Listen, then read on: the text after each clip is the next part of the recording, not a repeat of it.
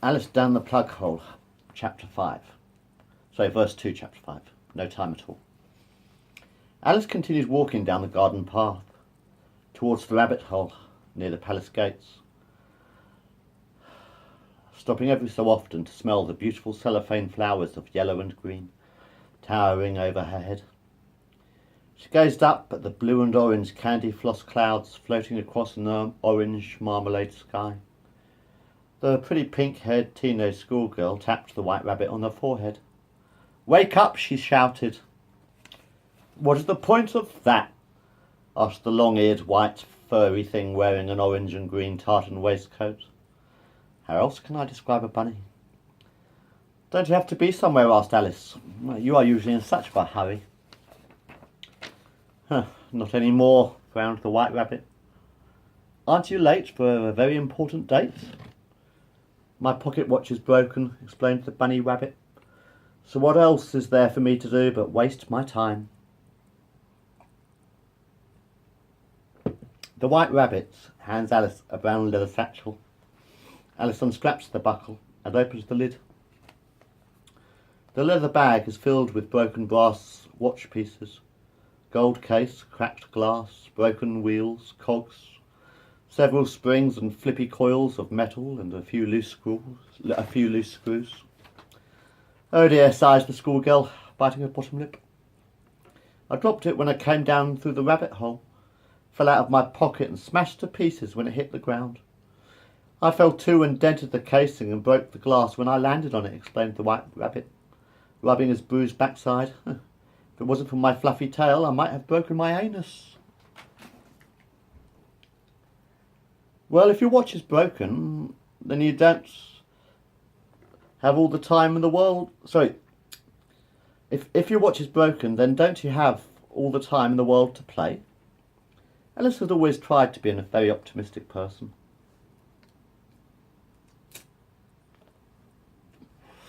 Ever since she was a little girl, she had always tried to look on the bright side of life. There really is no point at all in being all gloomy and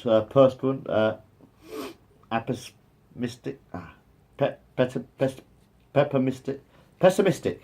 She paused. She was never very good at spelling and often got her words mixed up. "Being sad only upsets me and makes me want to cry, and that would just make me even more depressed than I am already." The pretty schoolgirl scratched her chin. "Perhaps there's a clockmaker around here somewhere who can fix your broken watch." "Do you know any?" asked the white rabbit, jumping up and down. He was really getting quite excited at the prospect of getting his pocket watch fixed.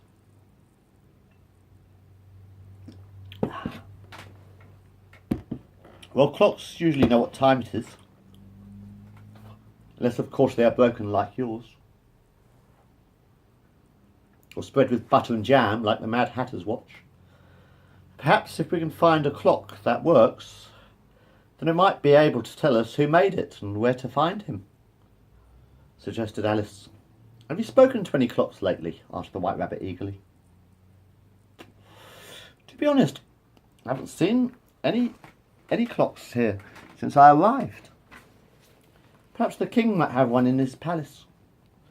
The white rabbit was already running across the soft garden lawn, though I think the majority of rabbits hop or jump most of the time. The king of clubs was sitting on a gleaming golden throne, his favourite chair, the one with a soft purple velvet upholstery and comfy black cushions, on the palace balcony overlooking the green marble courtyard, reading a book. His servants had moved his throne there so that the old man could top up his bronzed suntan. "Excuse me, your majesty," called Alice from the courtyard below. "What book are you reading?" The king was holding a red leather-bound book upside down in front of his nose. "It's a scary tale, Wide Awake Ugly, by the Sisters Cheerful." "What is it about?" asked the schoolgirl with an aching neck. "I haven't a clue," sighed the majestic old man, peering over the palace balcony. "I will come down there," he suggested.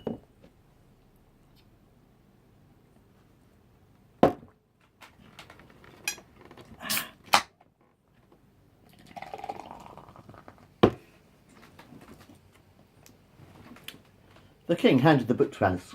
I'm really not quite sure what the story is about yet, but the handsome prince turns into a frog at the end. I've only read the final chapter. Why is that? Asked the pink-haired girl. In Down Underland we always read books upside down and back to front, so that we never know how the story starts until we get to the beginning and finish reading the book. Detective novels are my favourite. I love it when they hide all the clues so that the police know that it was the butler who killed the king before he was murdered. I always smash my butlers over the head when I first meet them, just to make sure that they don't kill me. They never seem to stay very long beside the king of clubs.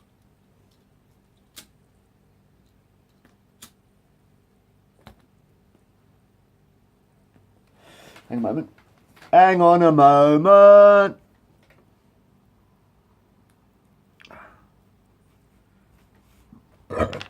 Oh dear. The white rabbit stamped his big furry feet. I apologise for interrupting your very important little book club meeting, Your Majesty, but are there any clocks in the royal palace? He asked.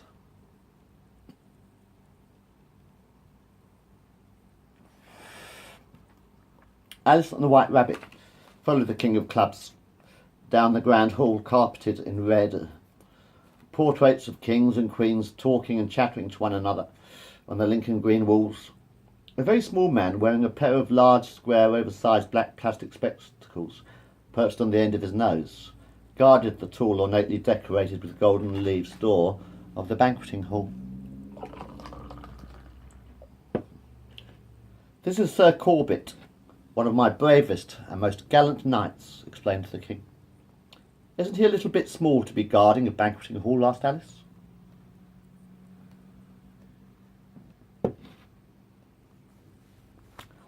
He is guarding the hall from rats. His Majesty patted Sir Corbett on the head, and the little man opened the tall doors of the dining room. Be very careful in there, my lady. The Queen of Clubs was playing bingo with the dingoes in there yesterday. And they were eating cake and pizza all afternoon. You know what happens to food down here and Down Underland, don't you? Asked the tiny knight. They spit it out, replied the teenage girl in the grey school uniform. Precisely, laughed the midget. Indeed, the polished black and white tiled floor of the banqueting hall was very slidery, slippy, slidery, swish, swoop, slippery. Oops. What a very strange face this grandfather clock has. The White Rabbit combed the pretty teenage girl's long pink hair with a wooden hairbrush. The clock face is upside down. The 6 is where the 12 should be, and the 9 and 3 are back to the front, and all of the numbers are upside down. So I suppose when it is 12:15 above, it is 45 minutes. It is 5:45 down here, sighed Alice. She was very good at mathematics. Excuse me, said the schoolgirl to the strange-looking clock face, but could you possibly tell me where I might find Grandfather Time? After all, you always seem to know what time it is, so perhaps I thought you might know where time is. The clock face smiled, upside down, of course. So it probably looked more like a frown than a smile. Come inside, my dear friends, suggested the old oak grandfather clock. I think sometimes capital letters seem to emphasise a word, don't you?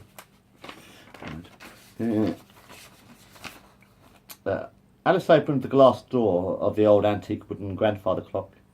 She waited for the shiny, well-polished brass pendulum to swing to the right and ran past it.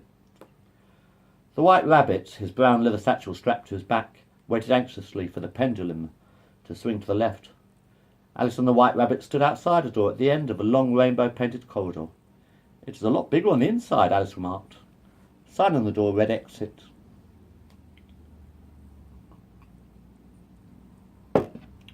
The two friends stood in what appeared to be a library and a workshop and a bedroom and an office.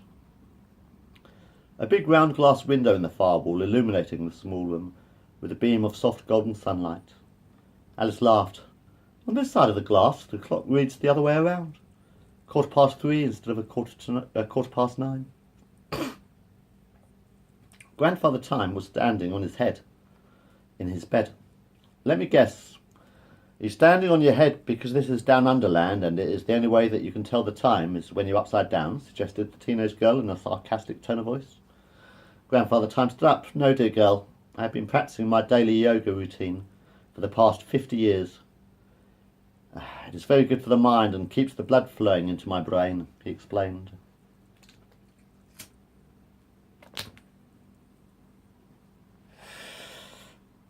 What happens at the end of time? Asked Alice. Think about it. What time is it after midnight? Asks Grandfather Time. 1 minute closer to the morning, I suppose. Precisely, smiled the old man.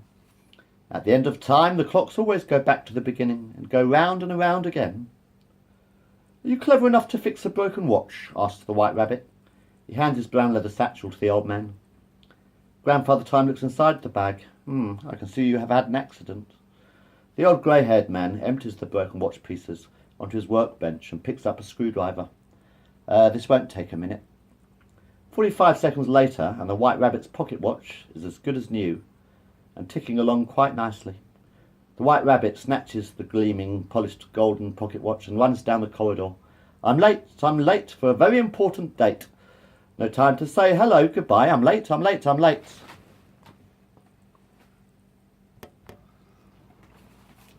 Wednesday, 6th of April. Sorry. Sadly. Wednesday, 6th of April, 2016. My dad died in the early hours of Wednesday morning. My brother Donald phoned me at 4 a.m. when I was writing this story.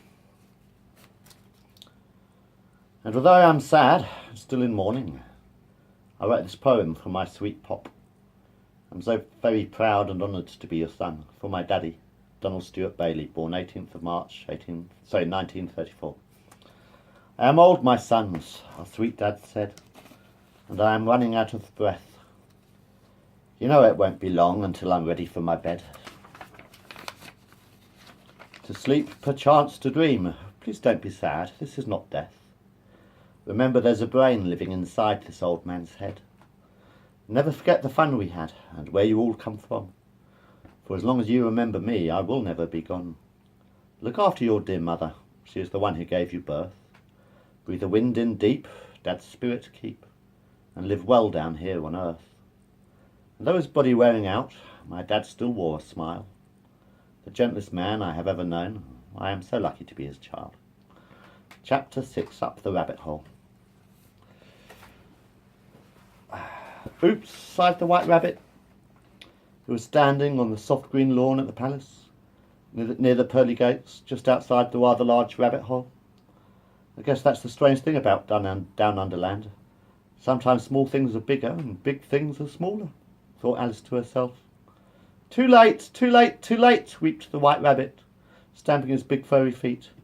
Too late for what? Asked Alice, who was really quite out of breath herself, after running all the way across the rather large garden lawn to catch up with her white-furred friend. Too late to start again, obviously, frowned the White Rabbit, opening the blue wooden door of the rabbit hole. How curious, sighed the pink-haired teenage girl in the grey school uniform. She was now standing just inside the entrance. Close the door behind you, called the White Rabbit, who was already running down the dimly lit corridor. Flickering orange fireflies danced around the pretty girl's feet, illuminating her path in a soft orange glow. Thank you very much, sighed Alice, following the White Rabbit through the warren. He stopped at a dead end and gazed upwards and stamped his big furry feet.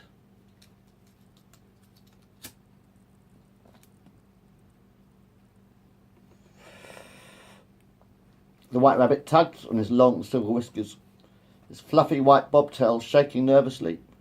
I was in such a hurry to get down here that I had given no thought whatsoever as to how I could get back up to the land above, he frowned.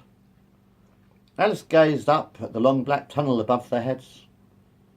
I really don't suppose that we will ever be able to find a long enough ladder to climb all the way back up. She scratched her head. Wait a minute. If we cannot climb all the way, then perhaps we can float up.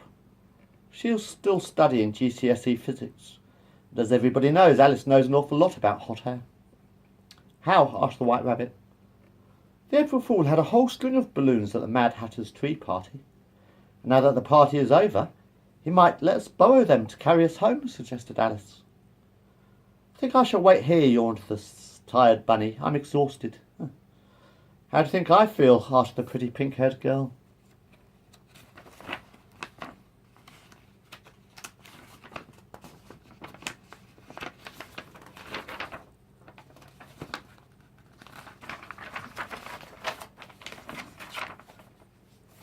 The wake. Oh, I'll come back to that. No, I won't carry on. The wake. A wake is when you cannot sleep after a loved one dies. So drink a few more beers when you're too sad to close your eyes. Remember the good times we shared and all the fun we had. I will raise my glass and drink a toast to my dear sweet old dad. The party was indeed over. The Tweedles had gone home to their parents. Actually, they were in their cabin at the Queen of Hearts yacht. The March Hare and April Fool were busy throwing buckets of water at the eucalyptus tree to tidy up the mess that they had made when they were spitting out their food. And the koala was taking a late night shower. The Mad Hatter, his purple and green patchwork frock coat stained with strawberry jam splotches and custard pie crumbs, was trying very hard to squeeze a dozen or so teapots into a large old brown leather suitcase without much success. I could only get 2 in my hat, he frowned. Where is the Dormouse? Asked Alice. He was asleep in the suitcase. The Hatter scratched his head. Oh dear. I think I might have squashed the poor little fellow. Tweakle, Tweakle, whispered a soft voice from inside one of the teapots in the suitcase. Phew, that was close. The Hatter lifted up his purple and green striped top hat and wiped his wrinkled brow with a red and white polka dot handkerchief. Didn't you have a picnic hamper? Asked Alice. Of course. So didn't you bring a picnic hamper? Asked Alice. Of course we bought a picnic hamper, you stupid little girl. How else do you think I could have got the teapots here in the first place? Snapped the Hatter. There is no need to be rude. The schoolgirl stamped her feet. And anyway, I'm 16 years old. So where's the picnic hamper? The Hatter pointed to a mound of smouldering grey ash. The Tweedles decided to make a bonfire. Wicker burns quite well, don't you know? It was now sitting on the lid of the suitcase, breaking 3 of the teapot spouts in the process. Alice giggled. You still won't be able to fit them all in there. The Mad Hatter stood up and lifted the lid of the suitcase. No room, he shouted. No room? Of course there is room.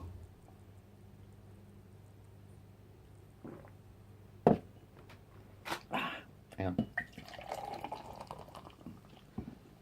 The Mad Hatter took a hammer out of his top hat and began smashing the teapots to smithereens. There, he smiled, leaning over the lid and strapping the suitcase. They fit. Isn't the Dormouse in one of those teapots? Alice was very concerned. Oh shit, frowned the ginger-haired Hatter. The April Fool and the March Hare were laughing and giggling behind a nearby lush green marijuana bush, silver smoke rising above the hedges. What are you 2 doing over there? Called the pink-haired girl, now standing in front of the bush. The March Hare stood up and buttoned up his shirt. Have you seen my braces? Asked the April Fool, zipping up his trouser fly. Can I borrow your balloons, please? Alice was still ever so polite for a teenager. 30 or 40 multicoloured balloons of red and yellow, violet, green, orange and blue floated in the wind, tied by a string to the branch of the eucalyptus tree. What for? Asked the April Fool in the green and red checkered leotard. I was hoping that the balloons might carry myself and the white rabbit back up the rabbit hole and home to the world above, she explained.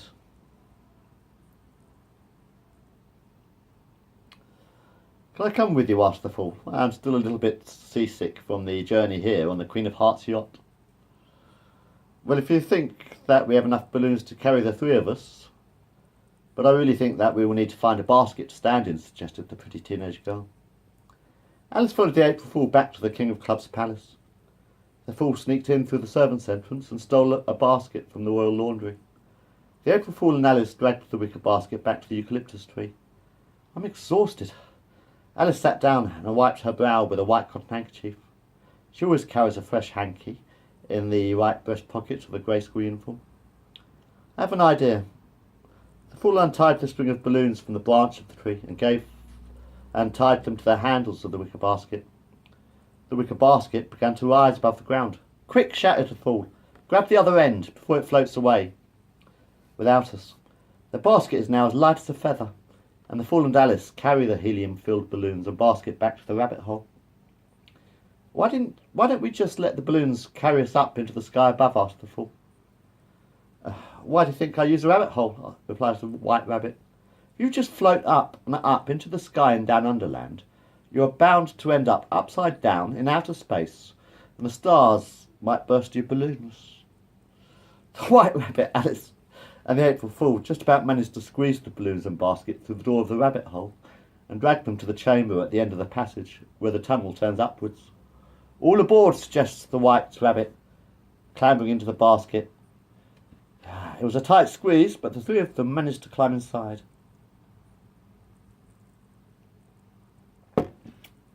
Perhaps we need a little hot air, suggested Alice.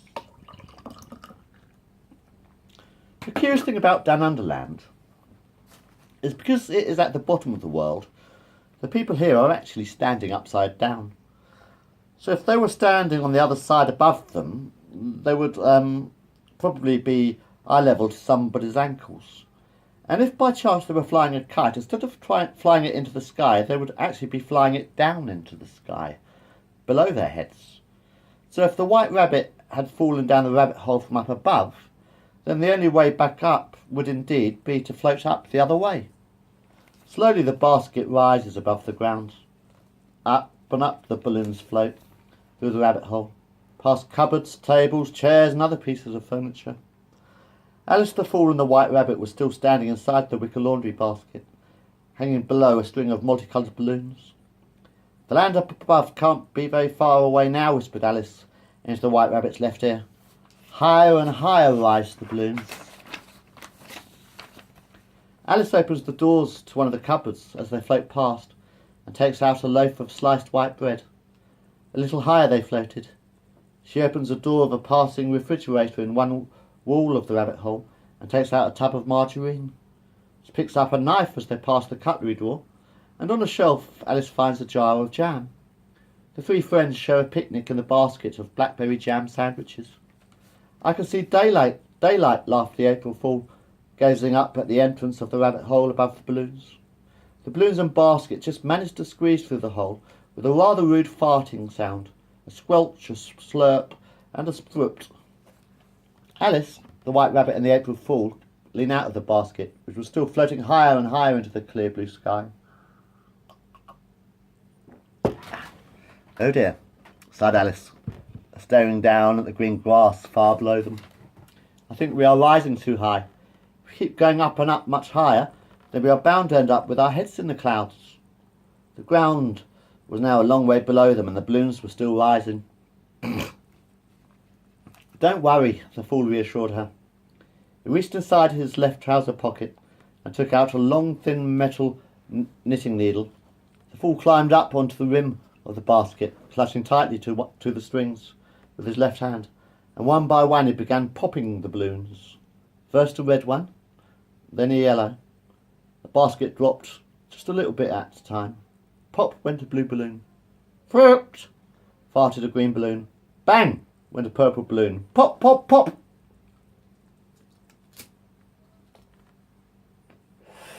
Soon the basket was just centimetres above the soft green lawn, hanging by a string of 3 balloons. The Fool handed the long metal pin to Alice, and she popped an orange balloon and a pink one.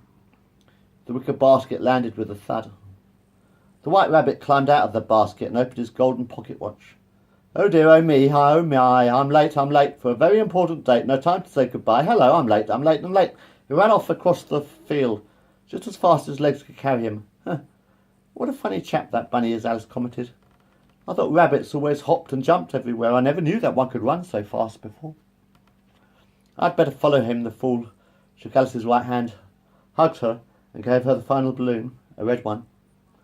Queen of Hearts will probably be wondering, we'll be back in Wonderland by now. I'm wondering where I am. He ran off, chasing after the White Rabbit.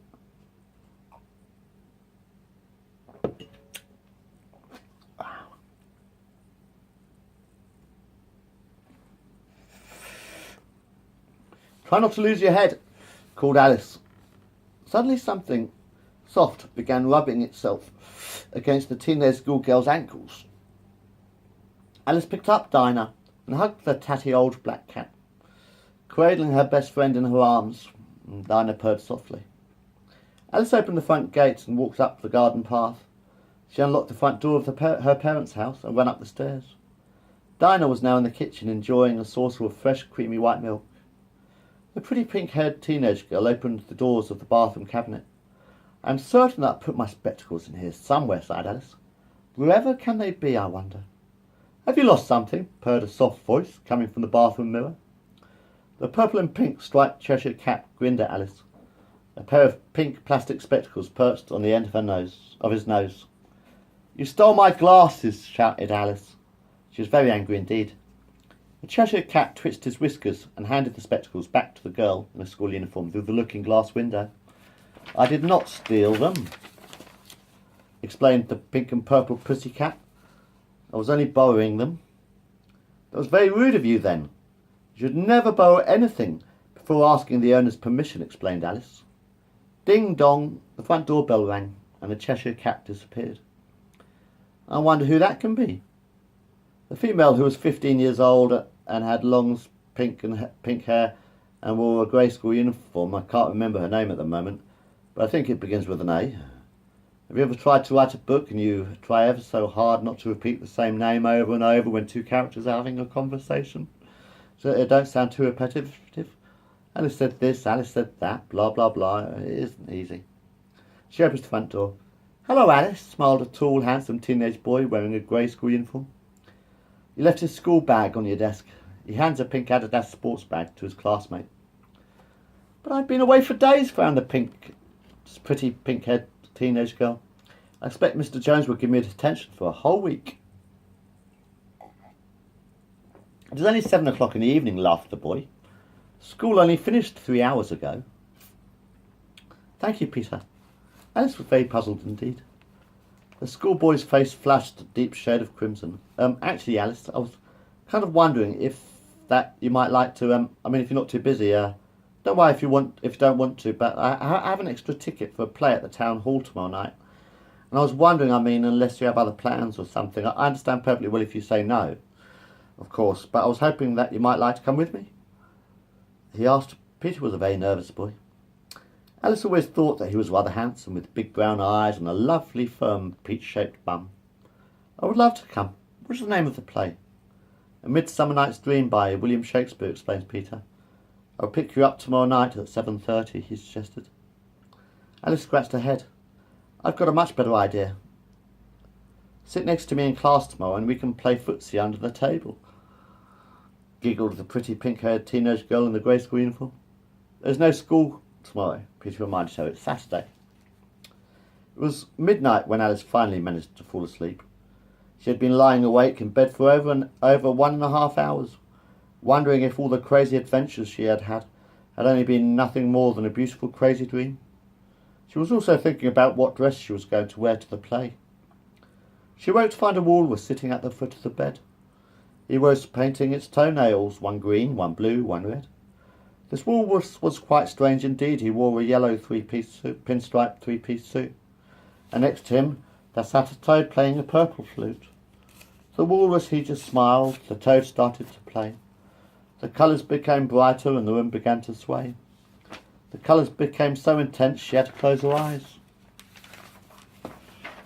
Oops.